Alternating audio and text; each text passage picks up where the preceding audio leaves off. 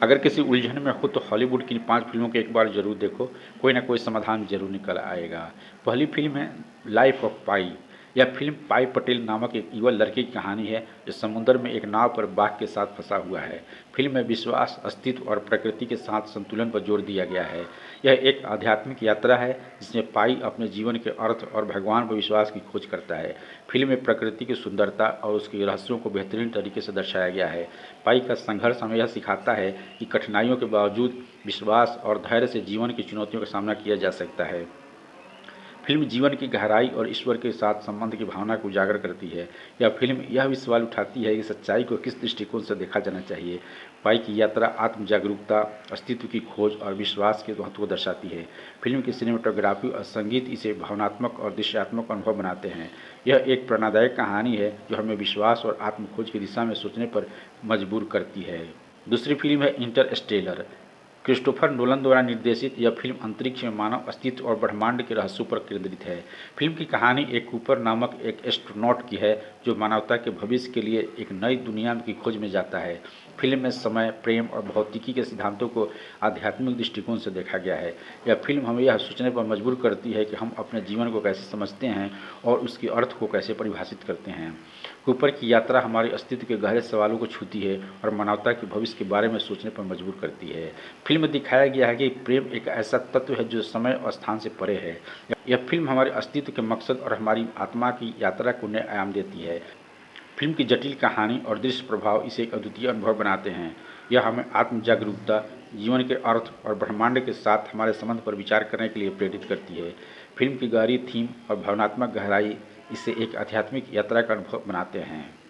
तीसरी फिल्म है the matrix. इस फिल्म में नियो नामक एक व्यक्ति की कहानी है जो एक कृत्रिम रूप से बनाई गई दुनिया में रहता है। नियो को पता चलता है कि उसकी वास्तविकता एक कंप्यूटर सिमुलेशन है जिसे द मैट्रिक्स कहा जाता है। यह फिल्म हमारे जीवन की सच्चाई और उसकी वास्तविकता पर सवाल उठाती है। फिल्म में दिखाया गया है कि हमारी दुनिया की बनावट कैसे हमारे समझ से परे हो सकती है। नियो की यात्रा आत्म जागरूकता और वास्तविकता की खोज की दिशा में है।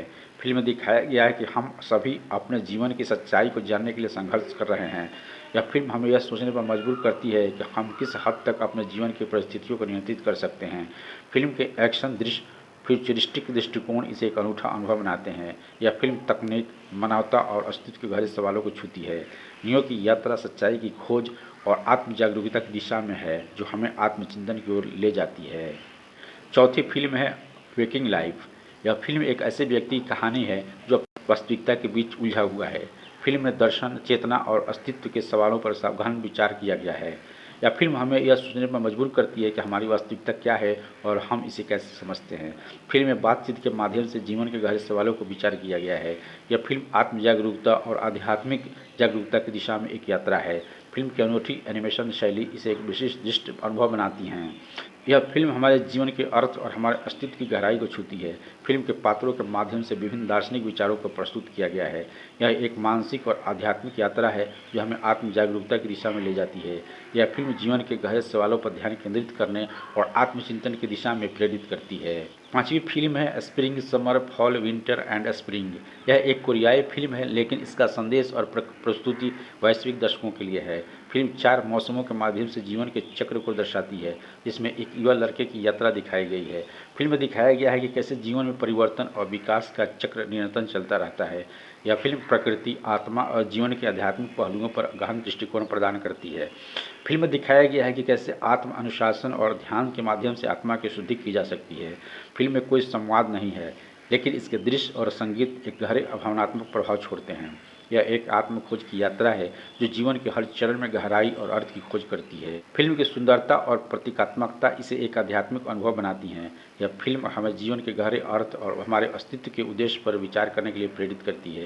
ये एक ऐसी फिल्म है जो ध्यान, शांति और आत्म जागरूकता की दिशा में प्रेरित करती है। ये फिल्में न केवल मनोरंजन करती हैं बल्कि गहरे आध्यात्मिक और दार्शनिक सवालों पर विचार करने के लिए भी प्रेरित करती हैं।